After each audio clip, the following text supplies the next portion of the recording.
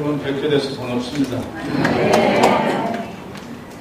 김 목사님도 여러 번 뵙고 또 사모님도 여러 번 학교에서 만나서 뵙고 그랬는데 여러분 교인들은 오늘 처음 뵙죠. 건강해 보여서 좋습니다. 하여튼. 노래하고 춤추시고 하는 모습이 아주 좋았습니다. 좋아하는 찬송 하나 같이 부르면 좋겠는데 저 장미꽃 위에 있을 여러분들도 좋아하시죠? 네. 그 찬송 싫어하시는 분들 있어요? 싫어하시면 안 부르셔도 됩니다.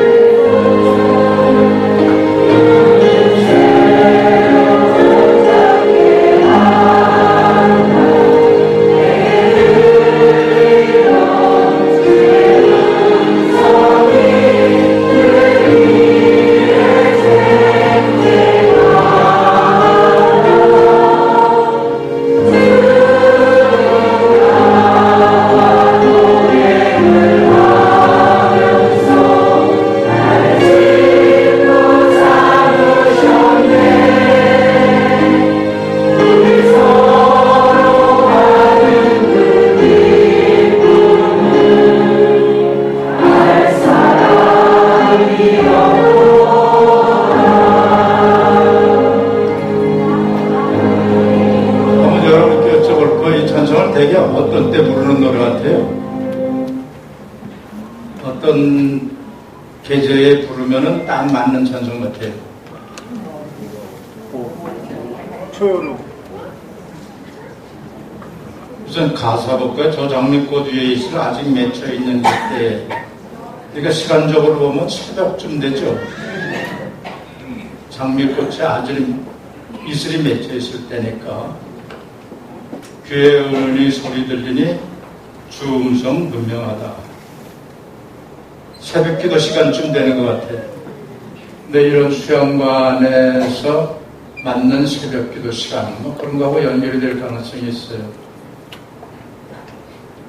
주님 나와 동행을 하면서 나를 친구 삼으셨네. 우리 서로 받은 그 기쁨은 알 사람이 없다.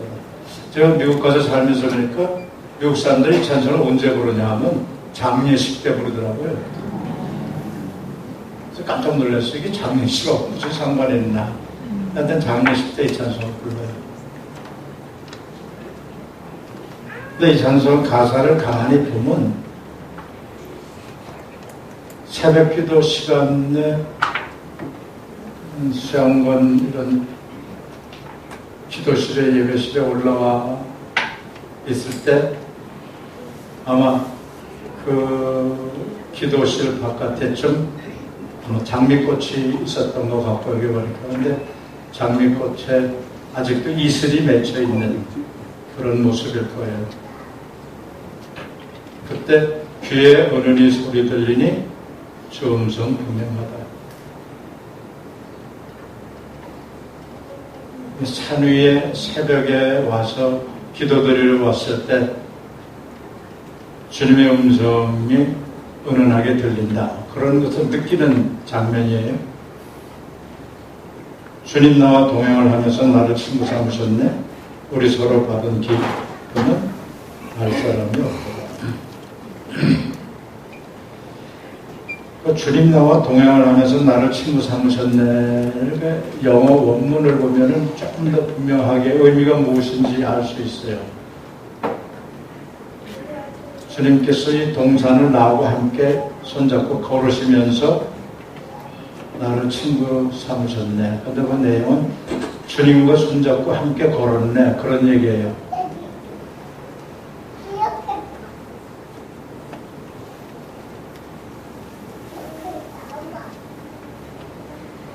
영어로는 이게 주님께서 나하고 함께 걸으셨네. 그런데 우리 서로 받은 그 기쁨은 알 사람이 없도다. 그리고 나를 친구 삼으셨네. 근데 나와 동행을 함께 걷는데 나를 친구로 삼으셨다. 주님과 내가 손잡고 함께 걷는데 주님께서 나를 친구라고 하셨다. 근데 우리 서로 받은 그 기쁨은 알았어. 근데 상당히 나도 기뻤고 주님도 기뻤다. 사람들이 그 기쁨을 알지 못한다. 그런 얘기예요. 영어로는 이게 아주 간단하게 되어 있는데 주님과 내가 함께 걸었네. 주님 나와 동행을 하면서 우리말로 번역을 아주 잘했어요. 동행을 하면서 그게 나와 함께 걸었다. 그렇게 되어 있어요. 나 함께 걸었다. 나를 친구 그리고 나를 친구라고 하셨네. 그랬는데 그 부분은 뭐라고 되어 있냐면 함께 걸으시면서 주님께서 나에게 말씀하시기를 너는 내 거다. 그렇게 말씀하셨어요. 영어는 그렇게 되어 있어요. 너는 내 거다. 이거를 그냥 주님과 나와의 관계라는 걸 빼고 일반 우리 사회 속에서 남녀 간의 관계 얘기를 하면은 친구하자 뭐 이러더니 이렇게 뭐 숲속으로 내려가서 뭐 이슬이 있는 데서 뭐 너하고 나하고 앞으로 같이 살자 뭐 이렇게 얘기하는 장면하고 비슷한 거로 내 거 해라 뭐 이렇게 내 거라는 말이 그렇게 좋은 말은 아니지만은 아마 속으로 그렇게 얘기해서 이런 데 들어와서 우리 같이 결혼해 살자 뭐 그렇게 그때 서로 받은 기쁨은 알 사람이 없더라. 근데 그 영어로는 뭐라고 되어 있냐면 함께 걸으시면서 주님께서 나에게 한 말이 영어 그대로는 내가 주님 것이라고 하셨네. 그렇게 되어 있어요. 말씀하시기를 나는 주님 거라고 말씀하셨네. 그걸 풀어서 얘기하면 너는 이제 내 사람이야. 내 거야. 그런 게 되겠지만 그걸 영어 문장으로는 주님께서 나를 주님 거라고 말씀하셨네. 그래서 주님 거라고 말씀하셨네. 그 대화를 나누면서 나누는 기쁨은 다른 사람 누구도 알 수가 없네. 그런 상황, 그런 상태면 기쁘겠죠? 안 기쁠까요? 마음에 안 드는 사람이 너 나하고 살자 그러면 싫겠지. 근데 마음에 드는 사람이 나하고 살자 그러면 기쁘겠죠? 여기 이 표현대로 그 기쁨은 알 사람이 없다. 나만 안다.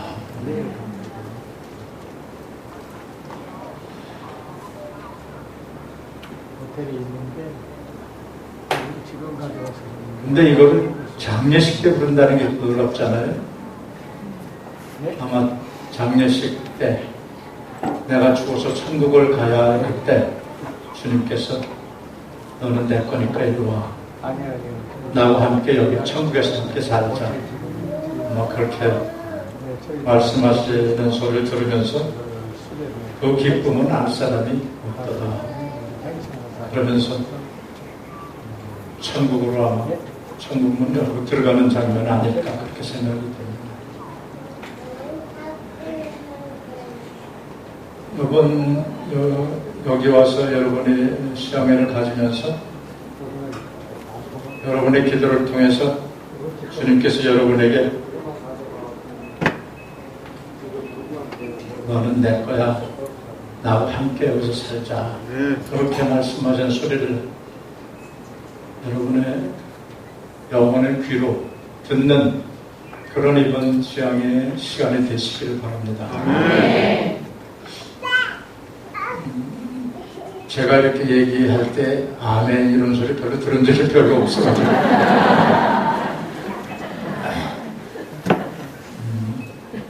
그런 걸 내가 은혜가 된다 그렇게 얘기해야 되나요? 제가 오늘 여러분에게 드릴 제목이 사실은 제가 오늘 학회에서 발표했던 내용이에요. 내용인데 여러분에게도 이것이 유익할 수 있겠다 싶어가지고 이 내용을 그냥 드렸습니다. 자율적 인간에서 유익한 현존으로 제목도 뭐 그렇게 쉽지도 않습니다. 자율적 인간에서 유익한 현존으로 여러분 혹시 여기서 가까운지 모르겠지만 곡성이라는 영화 보셨어요? 곡성? 곡성이 여기서 멀지 않죠? 전라북도인가요? 곡성이? 그런 영화가 한 1, 2년 전에 나왔죠. 곡성이라는 영화에 조그만 어린 여자 소녀가 나오는데 그 소녀가 한 얘기가 있어요. 한마디. 혹시 기억나시는 분 있어요? 성경 말씀만 기억하지 그 영화 내용까지 기억할 수 있겠느냐? 정박이도 바쁜데 뭐 그러시는지도 모르죠. 기억나시는 분 없어요? 어떤 조그만 소녀가 아니네. 무엇이 중헌디, 그죠? 그가 이쪽 사투리인지는 모르지만 무엇이 중헌디.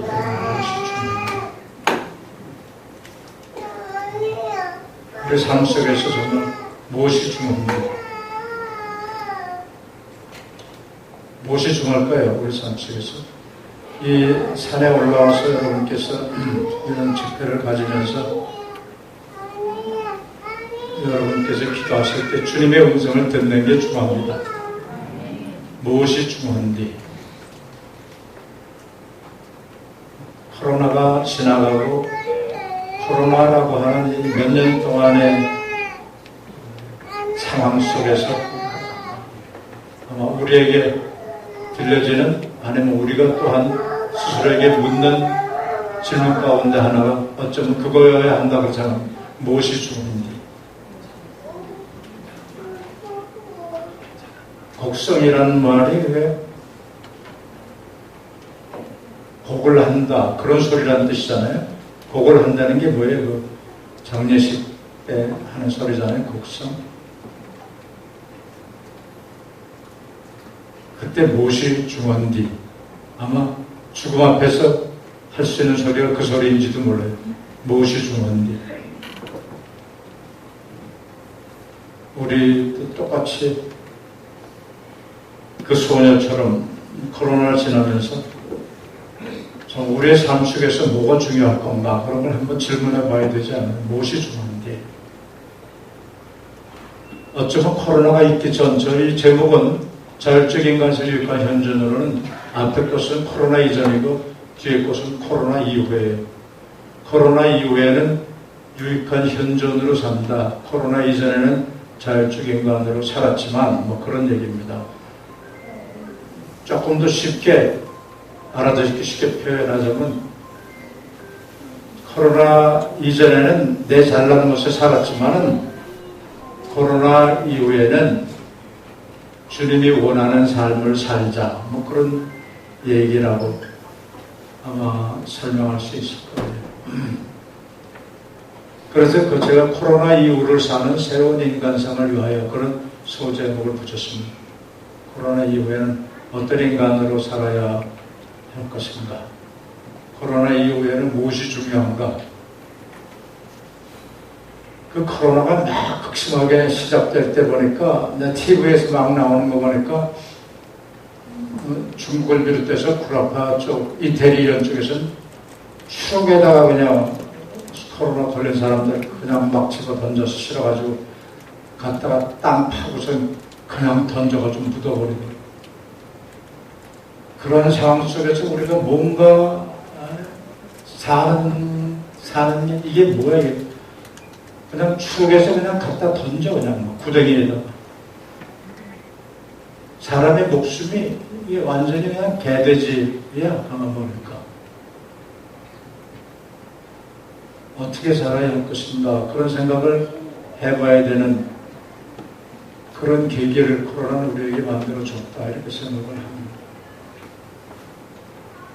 코로나 이전에는 제잘난 곳에 살아도 됐는데, 그 상황들을 보면서 추억에다가 막 싣고 가가지고서 땅을 판 데다가 구덩에다가 그냥 막 던지잖아요. 그런 상황 속에서 뭐가 중요한가?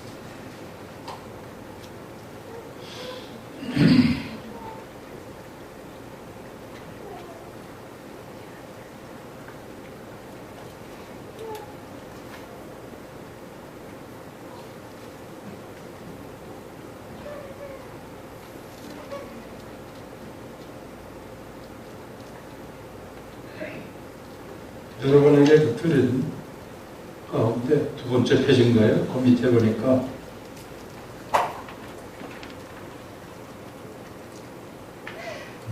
대화하는 장면입니다.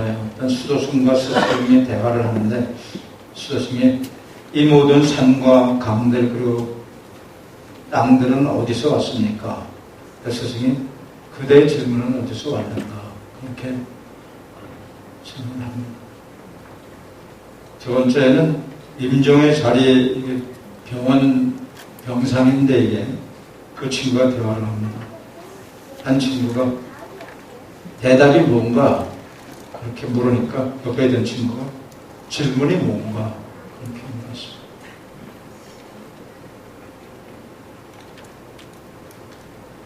젊은 분들은 이 사람 이름 기억할 것 같은데, 라이너 마렐 이렇게, 이번에 젊은 시인에게 보내는 편지라고 하는 책에서, 그래서 많은 젊은 사람들을 감동을 준 책에서 다음과 같은 구절이 나옵니다. 당신의 가슴에 풀리지 않는 모든 것에 대하여 인내하십시오. 그리고 문이 잠긴 방처럼, 그리고 외국어로 쓰여진 책처럼 그 질문을 삶으로 사십시오. 내가 질문에 있느냐? 질문을 너의 삶으로 살아라. 만약 곡성에 어떤 소녀가 말하는데 무엇이 중요한지, 코로나 시대를 지나면서 우리 스스로에게 그렇게 한번 물어봐야 되지 않을까? 삶에서 정말로 중요한 게 뭔가? 무엇이 중요한가? 이렇게. 지금도 한번 여러분 각자 한번 생각해. 나의 삶에서 가장 중요한 건 뭔가? 돈인가? 여자분들 많죠. 남편인가? 자식인가? 뭐가 중요한가? 지금 하나님께서 나를 딱 부르셔서 데려가신다면 뭐가 중요할까?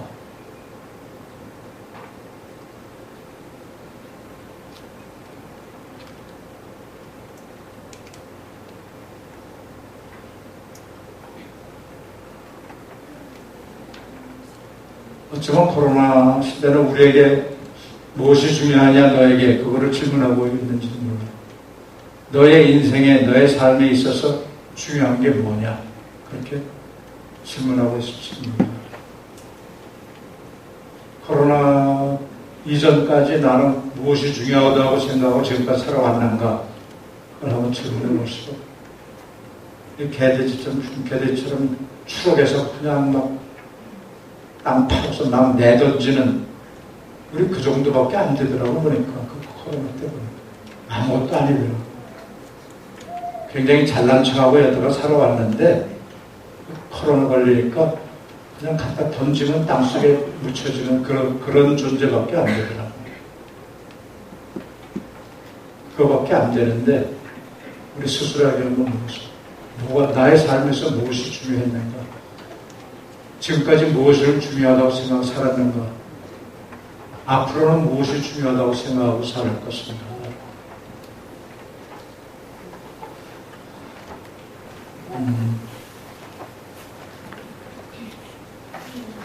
자율적 인간하고 유익한 현존에게 대비시켜놨는데, 자율적 인간이라는 말은 내가 자율적 인간으로 지금까지 살아가고 있고 지금 그렇게 살고 있다, 뭐 그런 거예요. 그렇게 많은 사람이 살아왔는데 이제 그런 것을 넘어서 다른 존재가 되어야 된다. 어떤 존재가 되어야 되는가? 유익한 현존이라는 말인데, 유익하다, 다른 사람에게 뭔가 이로움을 끼치는 사람, 그런 존재가 되어야 한다.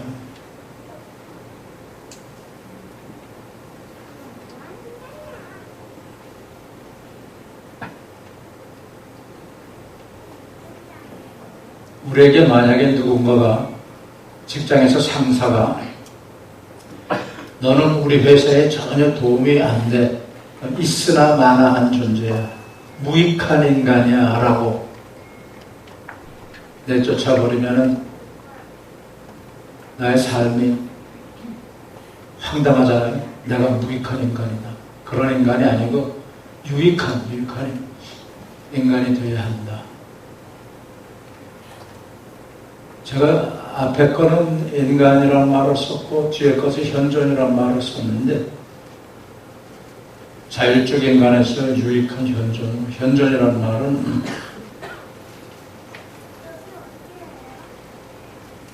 어쩌면 이런 존재가 없는 것 같은데 그가 살아있다고 하는 것 자체가 사회에 영향을 끼쳐서 사회를 변화시킬 수 있는, 요즘 젊은 사람들이 쓰는 말 가운데 선한 영향력 이런 말 쓰더라고. 선한 영향력. 기독교는 사실 오늘 사회에 선한 영향력으로 존재해야 돼요. 기독교가 존재한다는 것 자체만으로 이 사회가 변화가 되어야 돼요. 그런 영향력을 끼쳐서. 그런데 거꾸로 기독교가 존재하는데 사회가 더 나빠진다. 이건 나쁜 영향력이죠. 악한 영향력. 그런 기독교는 존재할 필요가 없습니다. 선한 영향력으로 이 사회에 있어야지. 근데 우리가 그런 선한 영향력을 끼치면서 살아가고 있는가? 아니면은 기독교라는 것 때문에 사회가 더 타락하고 잘못돼 가고 있는가? 그럼 우리는 이 세상에 존재할 이유가 없잖아요. 무익하지 아니하고 유익한 사회에 유익을 끼치는 그런 영향력으로 존재를 해야 됩니다.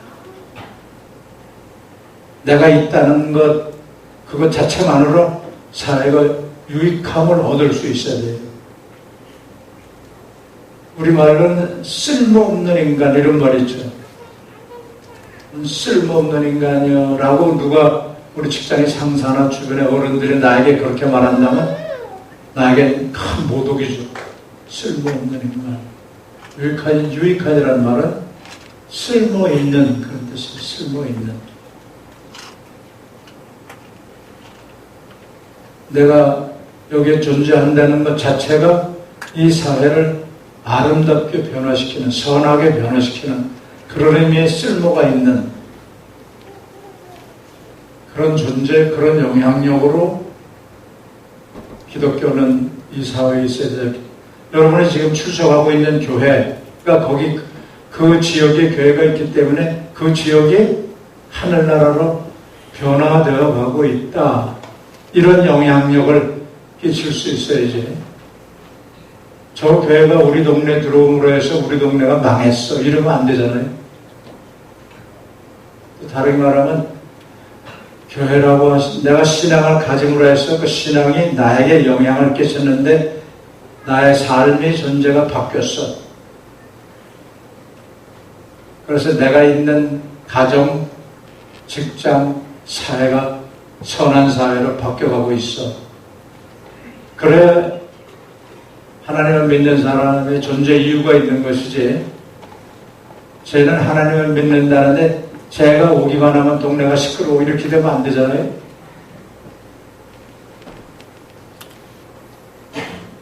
여러분의 교회는 여러분의 동네, 여러분의 지역사회에서 선한 영향력을 끼치는 여러분의 교회가 있기 때문에 여러분의 지역사회가 아름다운 사회, 아름다운 지역사회, 선한 사회로 바뀌어가는 그런 모습이 보여야 되겠죠.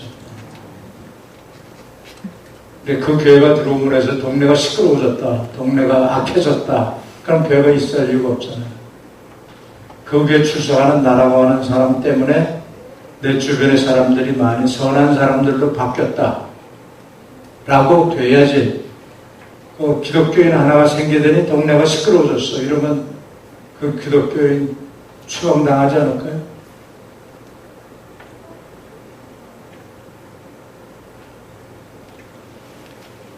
유익한 현존이라면 이익을 끼치는, 유익을 다른 사람에게 끼치는, 그가 존재한다는 것 자체만으로 그냥 주변 사회에 유익이 되는. 근데 이걸 뒤집어 말하면 어떤 사람은 존재하는 것 자체 때문에 그 사회가 무익한 잘못된 사회가 되는 경우도 있어요. 어디 뭐 영화 가수 대사에 그런 게 하나 나오던데, 너는 존재 자체가 문제야, 뭐 그런 게 있는 것 같아.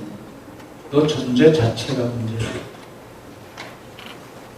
여러분의 존재 자체가 여러분 개인, 여러분의 가정, 여러분의 직장, 여러분의 사회, 이웃에 유익을 끼치는, 내가 있음으로 우리 사회가 아름다운 사회로 변하는, 그러기 위해서 교회도 있고 그러기 위해서 주님께서 우리를 부르셨다, 그렇게 생각을 합니다. 나를 친구 삼으셨네, 그렇게 찬송을 불렀는데, 내가 주님의 친구인데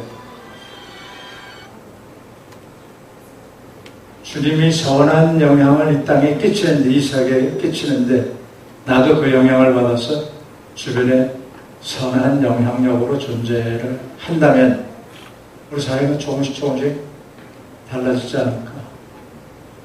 아마 한국에 기독교가 들어온 지가 뭐 천주교가 200년, 기독교가 100년 잡을, 기독교 100년을 잡아도 100년이 지금 넘었는데 그 100년이 넘는 동안에 한국 사회에 기독교에 끼친 영향력이 굉장히 많을 거예요. 크고.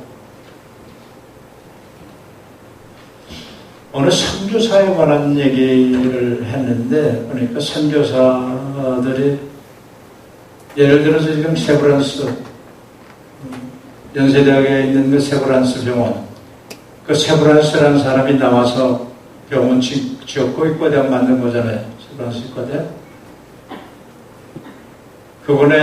그분이 이제 다시 미국으로 돌아가고 그 자녀들이 미국에서 다시 또 모금하고 그래가지고 세브란스에다 또 회사를 하고 그래가지고 학교를 더 크게 만들고 병원을 크게 짓고 그랬잖아요. 그런 영향력 끼쳐가지고 한국 사회에 많은 병든 사람들을 치료하는 그런 일이 발생한 거잖아요. 선교사라 한 사람 때문에 상당한 변화가 한국에서 질병을 치료하는 일들이 생기고, 그 지금까지 100년 이상을 많은 사람들의 질병을 고쳐주고 또 많은 사람의 질병을 고쳐주는 사람들을 길러내고 정말로 선한 영향력을 끼치는 그런 일을 했다고 볼 수 있겠죠. 여러분들이 지금 있는 교회 때문에 여러분 주변 사회가 선한 영향력으로, 선한 공동체로, 선한 사회로 바뀌어간다면 여러분은 그런 선한 영향력으로 유익한 현존으로 살아가고 있는 존재가 될 거예요. 근데 그렇지 못하고 나라고 하는 존재 때문에 우리 주변에 선한 영향을 끼치는 게 아니라 나쁜 영향력을 끼친다면, 그래서 나 때문에 사회가 더 나빠져 간다면, 우리는 아마 코로나 같은 것이 또다시 발생하면 추록에 실린 저 땅에다 내던져질지도 모르죠.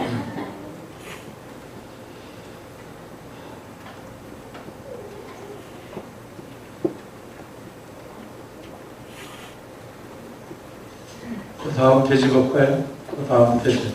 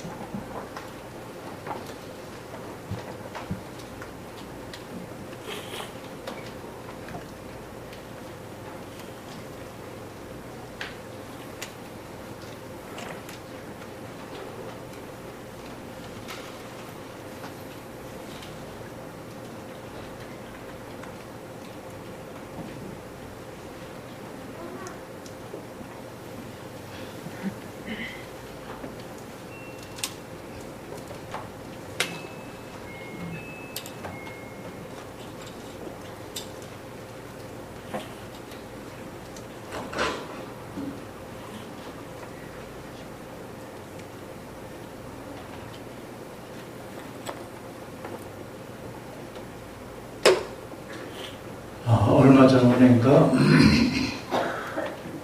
어떤 분이 저에게 상담을 요청을 해왔어요. 어느 목사님인데 그 목사님이 장로교 목사님으로 한 40년 목회를 하시고 은퇴하셨더라고요. 은퇴하셨는데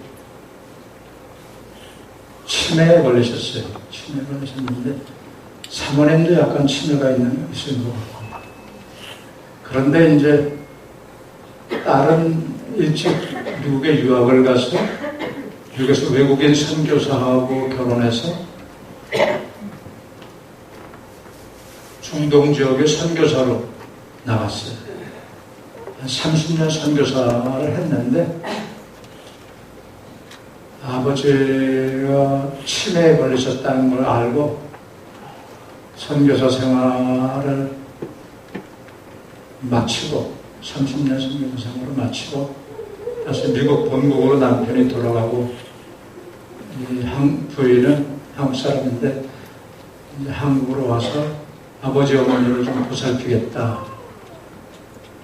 그래서 완전히 선교생활 마치기 전에 잠깐 먼저 나왔어요. 나왔는데 아버지는 그 40년 목회 생활을 하는 분이 되셨는 그런지 아침 5시면 일어나서 집에서 가족 예배를 드린대. 가족 예배를. 엄마 혼자를 놓고도 또 딸이 오면 딸을 데리고도 아침 새벽 예배, 매일 새벽 예배 드립니다. 근데 그 아버지는 아침마다 묻는데 딸 보고, 지금 딸은 아빠가 치매에 걸리셨다고 그러니까 지금 아빠를 돌보기 위해서 나온 건데, 묻는 말, 맨날 아침마다 묻는 말이 너는 누구냐 그러지. 너는 누구냐. 딸은 황당하잖아요. 바로 어제 난 누구예요 대답을 했는데, 이름을 댔는데 그 다음날 아침에 다시 너는 누구냐. 그럴 때마다 힘들어진다는 거예요.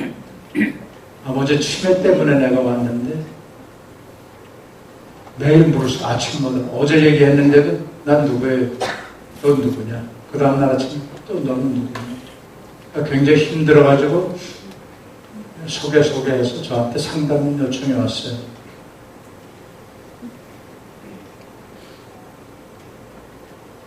우리가 바울 사도가 말한 대로 우리가 어쩌면 영혼, 육 이렇게 세 가지가 있다면 혼의 부분은 우리의 정신의 부분일 테고 육은 우리의 몸일 텐데 너는 누구냐? 이런 건 혼의 부분, 정신의 부분이 던지는 질문이에요. 근데 딸이 대답했어요. 나는 누구입니다. 그 다음날 아침에 또 너는 누구냐? 그러니까 딸은 더 황당한 거야. 아버지가 이렇게 치매가 심하신가? 어저께 누구라고 딸 누구라고 그랬는데 오늘 아침에 또 물으시고 그 다음날 아침에 또 물으실까? 그거 걱정된데 아주 또 물으실까?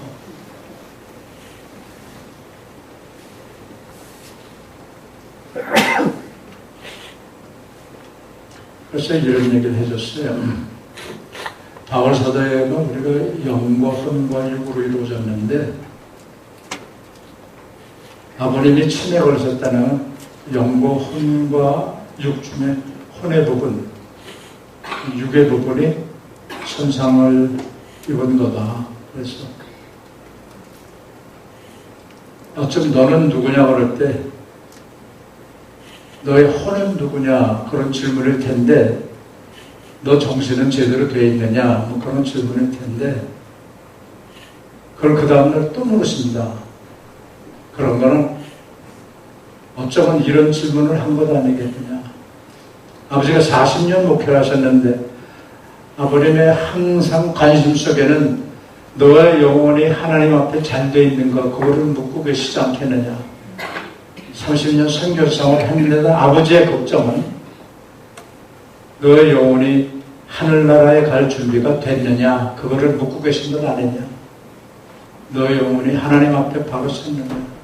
너 육신 멀쩡하고 정신도 멀쩡해. 그렇지만 너의 영혼은 하나님의 딸이 맞느냐? 너 하나님의 딸 맞아? 그렇게 질문하는 것 아니냐. 그랬더니 이분이 그거에 대해서 이렇다 저렇게 얘기를 못하더라고요. 못하더니 나중에 문자로 왔어요. 그 부분이 아주 고마웠다. 자기는 그 생각을 못했다고. 아버지가 정신이 없어가지고 치매에 걸려서 자꾸 이름을 부르고 그것만 안타까웠는데 아버님이 40년 이상 목회를 하신 분으로서 딸의 영혼이 하늘나라에 등록이 되어 있는가 그거를 물으신다고 하는 생각을 못했다고. 근데 아버님의 치매이기 때문에 정신적인 면, 그 면이 확실치 않지만 그 아버님의 관심 속에는 몇십 년 부모를 떠나서 선교사로 나와 있던 선교사였을 망정 그의 영혼이 하늘나라에 입적되어 있는가 그것에 대한 관심이 더 크시지 않았겠는가. 그거를 질문하니까 너 이름이 무엇이냐 너는 누구냐 그 질문을 정신이 없어서 또 묻는다 그렇게 생각하지 마시고 당신이 하나님의 딸로서 하늘나라에 등록이 되어 있는가 그거를 물으시는 것 아니냐. 너 정신 똑바로 하나님을 믿고 있느냐 그거를 질문하는 것 아니겠느냐.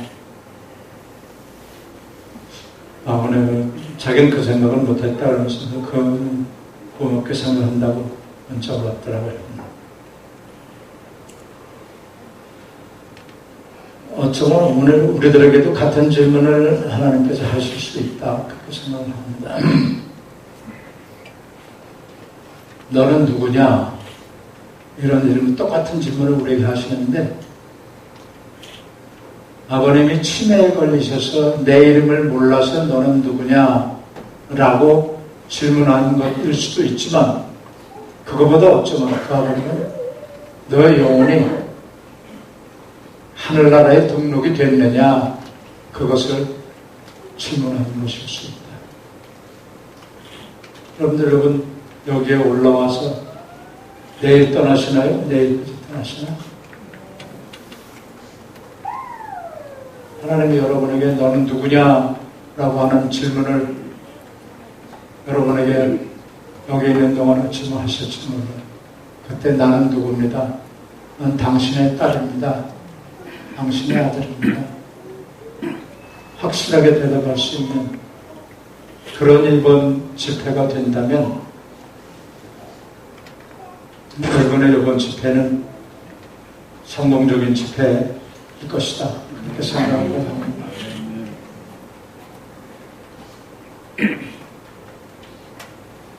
어쩌면 여러분에게 오늘 밤과 내일 아침 사이에 하나님께서 질문하실지도 모릅니다.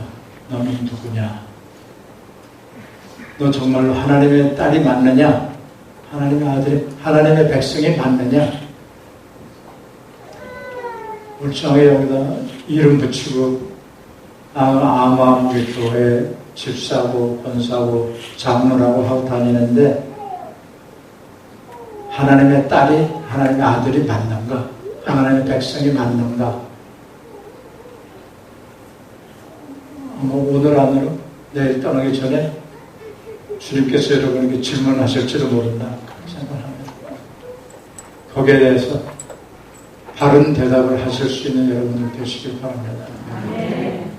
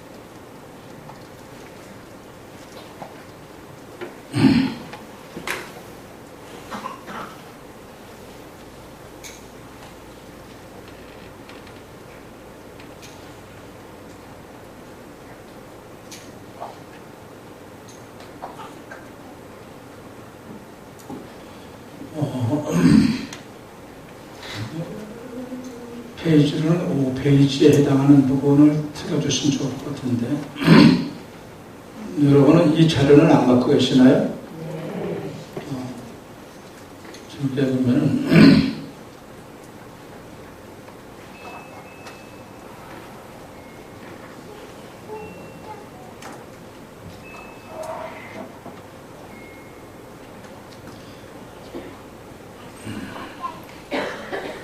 여러분들 꽃을 보시면 꽃을 씨앗을 땅에다 심으면 그 꽃의 첫 번째 모습은 씨앗이에요. 씨앗이 땅에 심겨지면 씨앗이 자라서 나무가 돼요. 그 나무, 꽃나무가 되죠. 꽃. 많은 사람이 꽃을 보고 아름답다고 느껴요. 그 아름다움을 제공하죠. 그 다음에 뭐를 제공할 것 같아요? 꽃이 이 세상에? 꽃의 아름다움 넘어서 꽃의 향기를 전하죠. 우리에게 하나님께서 필요로 하는 것은 너의 향기를, 냄새가 아니라 향기를 전하라. 이렇게 씨앗을 심어서 꽃이란 나무가 하고 아름다운 꽃이 피어서 동네를 아름답게 만들지만 더 중요한 건 향기예요. 향기는 오래가요. 딴딴들이 퍼져지고.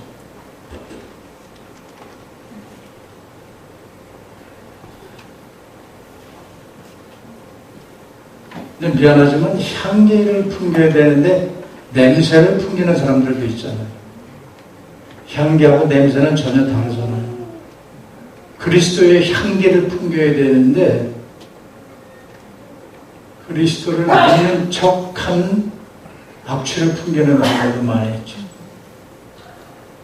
난 쟤처럼 믿으려면 교회 안 다닐래. 이건 냄새죠. 향기가 아니고. 하지만 누구를 보니까 나는 교회를 다니기 위해서 믿어야겠어. 향기란 말이죠.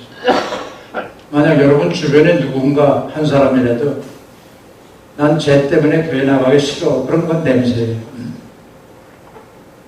그렇지만 자신도 모르게 아름다운 향기가 퍼져서 주변을 아름답게 만들고 향내나게 만들어서 나를 통해서 주변 사람들이 한 사람, 두 사람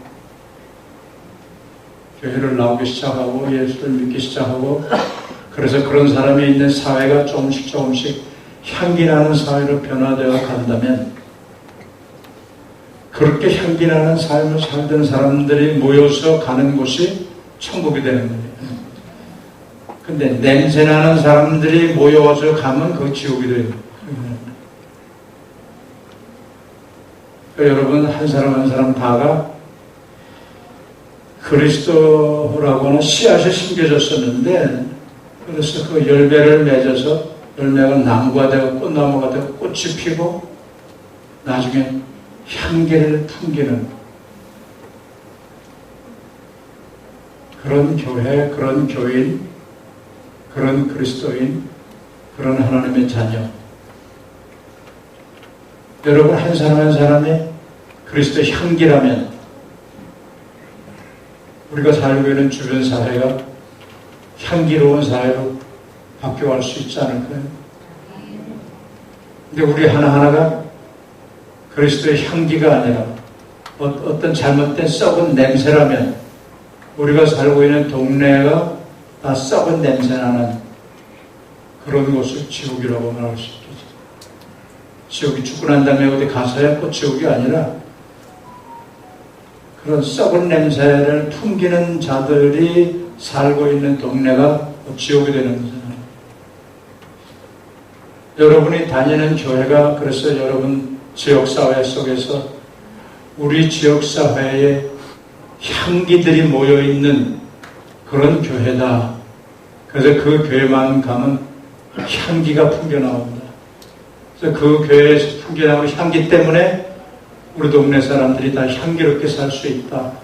이런 얘기가 온 동네에 퍼지도록 향기를 풍기는 한 사람 한 사람 여러분 한 사람 한 사람이 되어 간다면 그렇게 해서 천국이 형성되어 가는 것 아닙니까? 만들어져 가는 것 아닌가?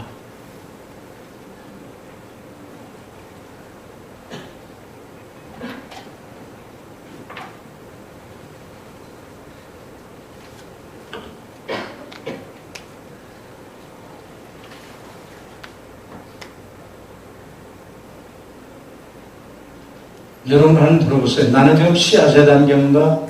아니면 나무의 단계인가? 꽃의 단계인가? 향기를 풍기는 단계인가? 썩은 냄새를 풍기는 단계인가?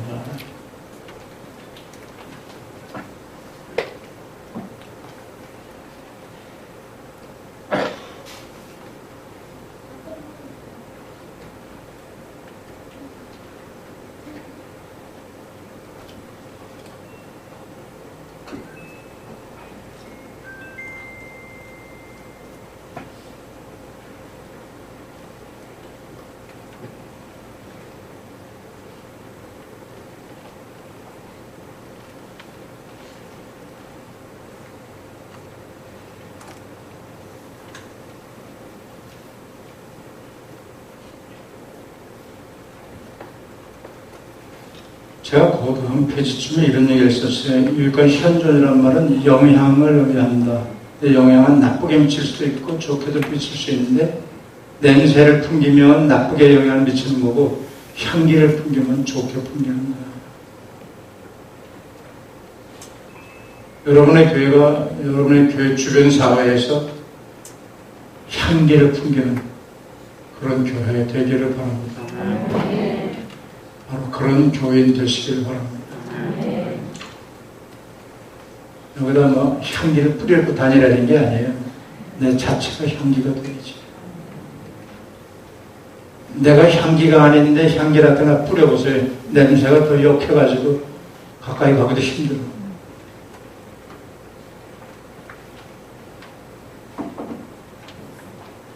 그 향기를 다른 말로 선한 영향력 이런 말을 써서 선한 영향력, 주변에 선한 영향력을 끼치는 나쁜 악한 영향력이 아니라 선한 영향력을 끼치는 그런 개인, 그런 교인, 그런 가정, 그런 교회.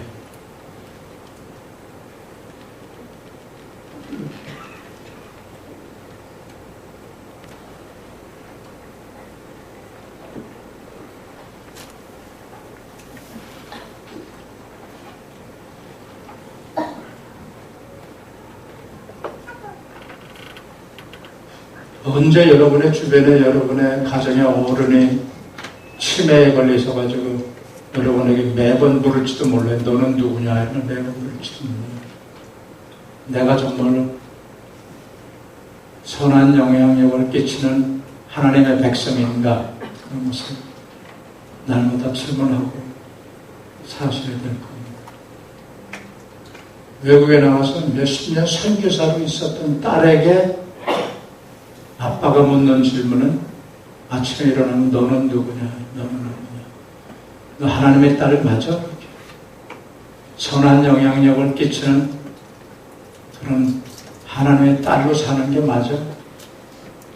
아무개 목사의 딸 이름 뭐뭐뭐 그러는 거 말고 하나님의 딸. 그래서 우리 주변에 있는 사람들이 다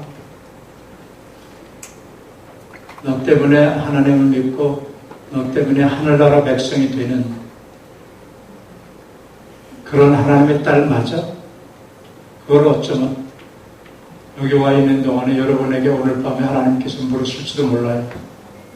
너 정말 하나님의 딸 맞아? 몇십 년 예수 믿었다고 하는데 너로부터 주변에 냄새가 많이 나가는 거 아니야? 너 때문에 예수 안 믿겠다는 사람들이 주변에 있는 거 아니야? 우리 주변에 가끔 그런 사람 있죠. 자기는 예수를 믿고 싶어도 아무개 교회 나가는 아무개 때문에 예수 믿고 싶지 않다. 그런 사람들이 있어요. 다 핑계겠지만 내가 그런 핑계를 만들어줄 필요는 없잖아요. 오히려 나를 통해서 누굴 보고 내가 예수 안 믿으려고 그러는데 누구 때문에 내가 교회를 나와서 예수를 믿어야겠어. 그 사람은 정말로 하나님의 딸이야. 내가 보길 때 그래. 이 세상에 선한 영향력을 끼치는 사람이야. 여러분의 교회가 여러분 주변 사회에 선한 영향력을 끼치는 그런 교회가 되길 바랍니다. 여러분 각자가 주변 사회, 직장에서건 동네에서건 선한 영향력을 끼치는 그런 여러분들 되시기를 바랍니다. 지금까지 많이 교회에 오셨겠지만은 마지막 날 하나님께서 우리에게 던지는 질문이 같은 질문. 너는 예수 믿는다고 하면서 냄새를 피우고 다녔냐? 아니면 향기를 풍기고 다녔냐? 향기를 풍기고 다니는 사람은 그의 영혼이 하나님 앞에 바로 선 것이고, 냄새를 풍기고 다니는 사람은 하나님 앞에 바로 설 수 없는 사람이겠죠.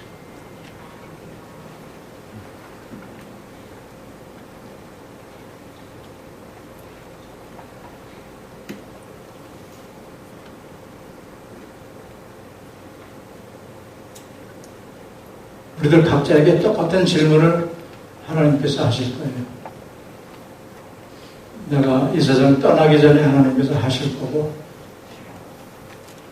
여러분이 여기 와서 이 수양관을 떠나기 전에 하나님께서 여러분께 하실 거예요. 너는 지금 향기로운 그리스도의 향기로서 살고 있느냐, 아니면 사탄의 냄새로서 살고 있느냐. 이렇게. 여러분 모두가 그리스도의 향기가 되시길 바랍니다.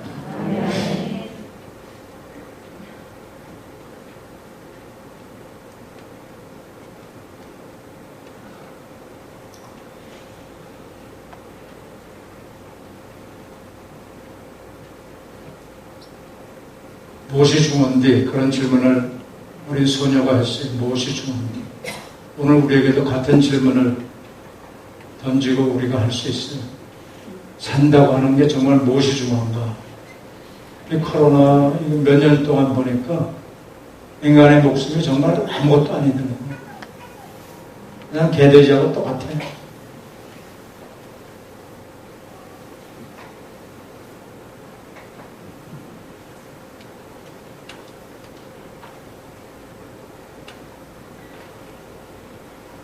나의 삶에서 무엇이 중요한가? 주님께서 나에게 무엇이 중요하다고 말씀하시는가? 그러므로 질문하면서 그 대답을 오늘 여기 있는 동안에 스스로 찾아가는 그 대답을 주님께 듣는 그런 기회가 되시길 바랍니다.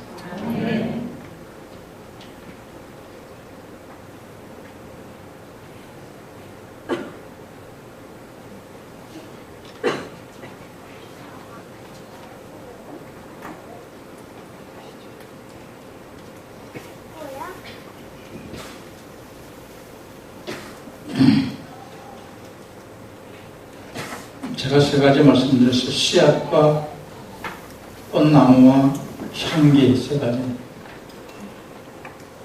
씨앗을 심었어요. 복음의 씨앗을 심었어요. 믿음의 씨앗을 심었어요. 그 씨앗이 아름다운 나무를 아름다운 꽃이 되게 만들어야 돼요. 그 다음에 꽃이 다 떨어져도 향기는 남아가지고 온 동네를 향기나는 동네를 만들 수 있어야 돼요. 잘못하면 향기가 아니고 냄새가 되겠죠.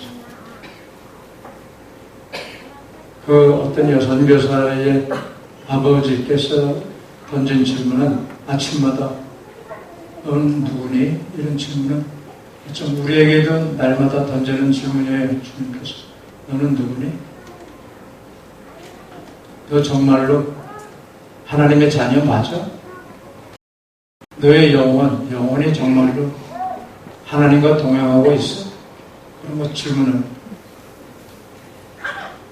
그 아버지 목사님처럼 선교사로 중동 지역에 가서 난민들을 대상으로 하더라고. 선교를 난민들을 대상으로. 그 딸은 그렇게 생각을 내가 그래도 선교사를 지금 30년을 하고 왔는데 나보고 너 영원히 하나님 나라 백성 맞아? 얼마나 황당하게 했어요. 그런 생각을 못하죠. 근데 그 딸의 걱정은 아버지가 치매로서 정신이 안 돌아오셔서 딸의 이름도 매일 아침 물어볼 정도로 그 점이 걱정이 된다고 그러는데 아버지의 걱정은 너의 영혼이 걱정이 된다. 너 영혼이 정말 하나님의 자녀 맞아? 하나님의 딸 맞아? 너 나와서 선교사로 살았지만 정말 하나님의 딸 맞아? 너 영혼이 하나님 나라에 등록이 돼 있어? 그거를 묻고 있는 거죠.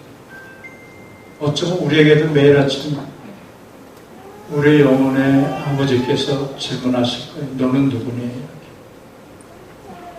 내가 하나님의 자녀 맞나? 아니면 사탄의 자녀인가?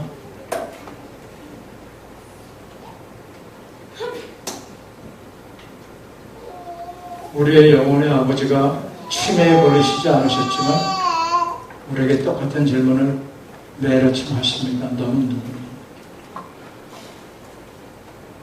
그때 우리 아버지 치매에 걸리셨나?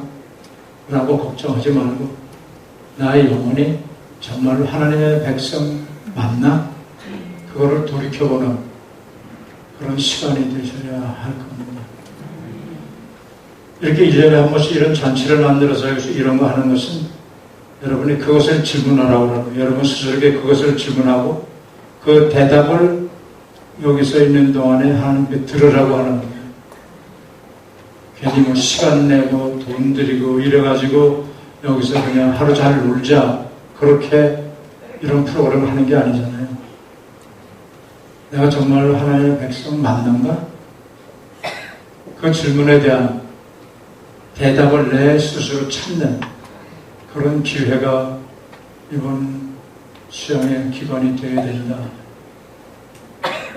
그래서 여러분들께서 여기서 내려가시면서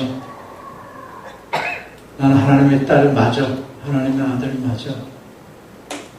나 영혼이 하나님의 백성으로 하늘나라에 등록된 사람 맞아. 이런 확신을 가지고 간다면 여러분께서는 냄새나는 백성이 아니라 향기나는 그리스도의 자녀로서 무엇이 중요한지 이 걱정하고 있는 세상에 이것이 중요한 거야 이렇게 가르쳐 줄 수 있지 않을까요?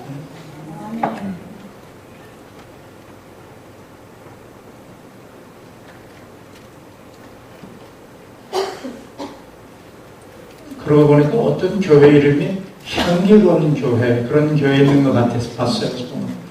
향기로운 교회.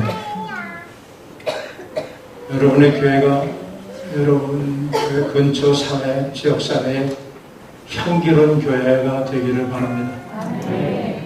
여러분 각자가 가정에서고 직장에서고 동네에서 향기로운 그리스도의 자녀들이 되기를 바랍니다.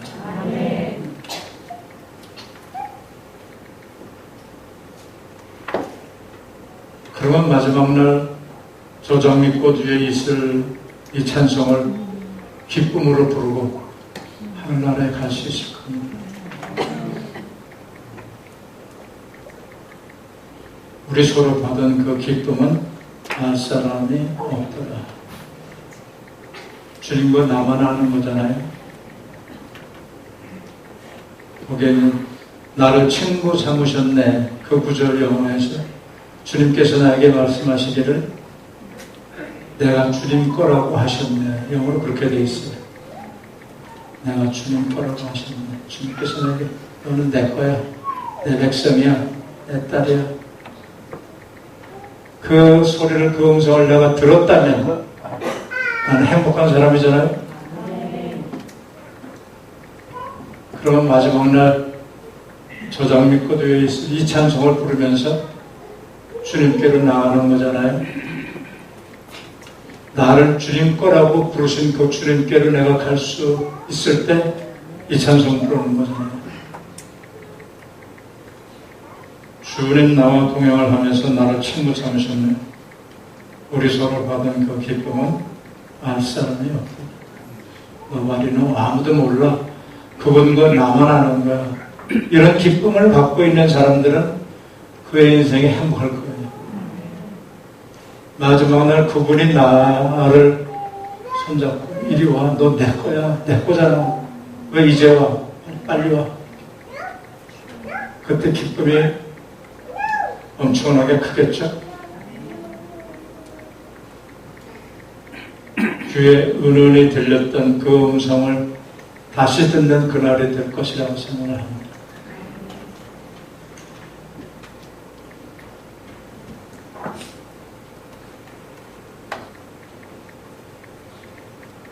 그 다음에 결론 부분 뭐 나온 거 있나요? 현인가? 거기 제가 시를 읽기를 좋아해서 김현종 씨 시를 하나 거기 소개했습니다. 멀리 있는 것이 없다면 우리는 어떻게 가까이 있는 것과 살 수 있겠는가? 바라보는 저 너머가 없다면 우리가 어떻게 여기서 살 수 있겠는가? 멀리서 우리 시선을 끌어당기는 공간이야 시선을 볼수록 좋아야 날개를 듭니다. 시선에는 실은 끝이 없으며 시선은 항상 무한 속에 있는 것이며 여기 있으면서 항상 다른 데에도 있을 수 없는 시선이야. 눈보다 앞서 있는 먼 공간이 시원한데 그러나 시선 속에는 이미 무한히 들어있는 것입니다. 우리 스스로에게 한번 질문을 던자면 지금 나의 시선은 어디를 향하고 있는가? 내가 바라보고 있는 그 시선 속에 무한이라고 하는, 영원이라고 하는, 그리스도라고 하는 바로 그분의 눈길이, 손길이 보이는 것, 나를 향해서 오소라고 하시는 그 모습이 보이는 것, 그 음성이 들리는 것. 여기 찬송 그대로 귀에 은은히 소리 들리니 주 음성, 그 주 음성이 분명한가? 분명하게 들리는가? 지금 나의 시선은 어디를 향하고 있는가? 바로 그 나라를 향하고 있는가? 그 주님을 향하고 있는가? 그 영원한 삶을 향하고 있는가? 그 나를 바라보고 있는 그 시선 속에 들어있는 영원한 삶을 나는 지금도 오늘도 맛보고 있는가?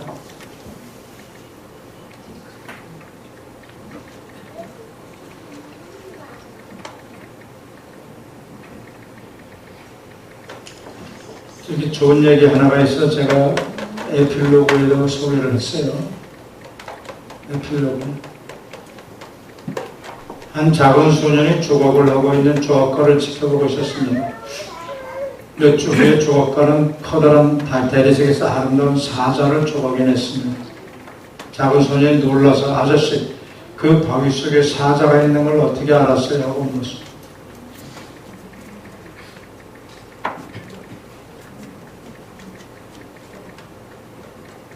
주님께서 우리를 조각해서 주님의 백성을 만드십니다.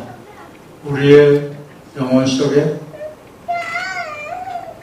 주님의 자녀라고 하는, 주님의 백성이라고 하는 그 모습이 들어있는 것을 아시기 때문에 우리를 통해서 주님의 백성을 조각해 가십니다.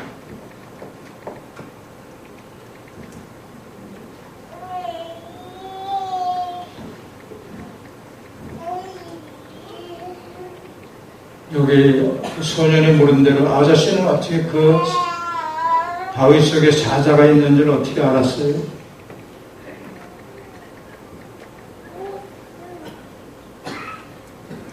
미켈란젤로라고 하는 유명한 화가가 있습니다. 이탈리아에.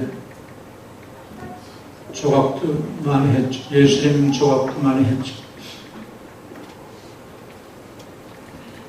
데이비드상도 조각을 했고. 어떤 사람이 물었어요.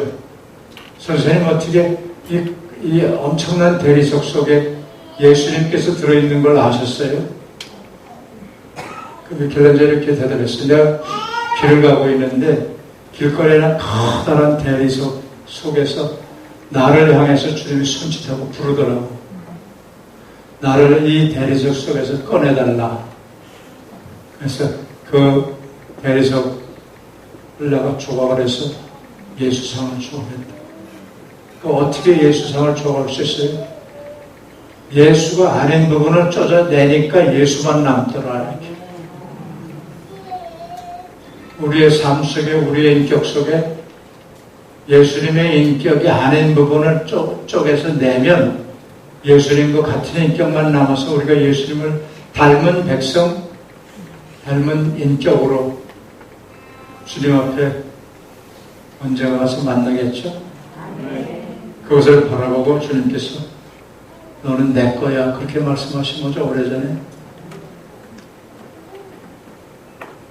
난 이 우리말 번역도 잘했다고 생각해요. 주님 나와 동행을 하면서 나를 친구 삼으셨네. 그거를 영어 본문에 주님 나하고 함께 걸으면서 나를 주님 거라고 말씀하셨네. 이렇게.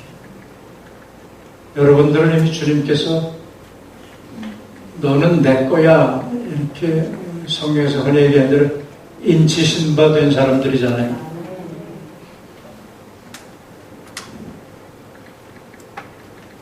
두 사람만 아는 기쁨, 우리 서로 받은 기쁨은 알 사람이 없다. 딴 사람은 모른다. 주님과 나만. 그러니까 이 찬송 부르면서 천국을 가면 주님께서 왜 이제 와? 내가 너 내 거라고 그랬잖아. 그렇게 버선발로 달려나오시지 않을까? 그런 생각을 해봅니다.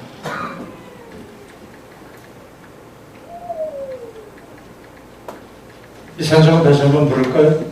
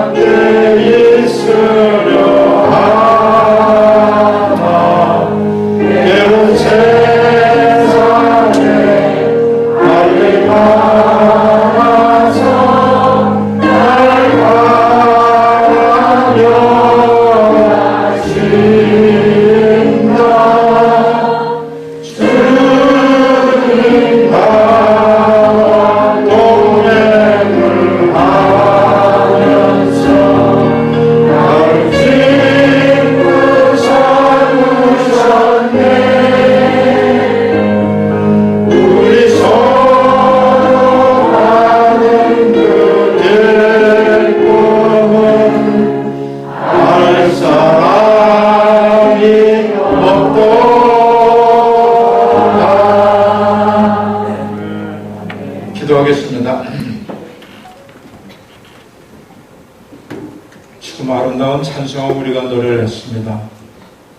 저 장미꽃 위에 이슬 아직 맺혀 있는 그때 귀에 은은히 소리 들리니 주 음성 음명하여 주님 나와 동행을 하면서 나를 친구 삼으셨네. 우리 서로 받은 그 기쁨은 할 사람이 없도다. 오늘 이 동산을 찾아 올라온 당신의 백성들이 오늘 이번 당신의 음성을 듣는, 분명히 듣는 귀한 시간 되게 만들어 주시옵소서. 그래야 주님과 동행하는, 주님과 친구 되어 너는 내 꽃이라라고 하는 주님의 음성을 듣는 큰 기쁨을 누리는 당신의 백성들 되게 하옵소서. 그래야 내일 다시 서울로 올라갈 때는 주님과 동행하는 주님의 친구로서 기쁨으로 찬송하며 올라가도록 축복해 주시옵소서. 예수님의 이름 받들어 기도합나이다.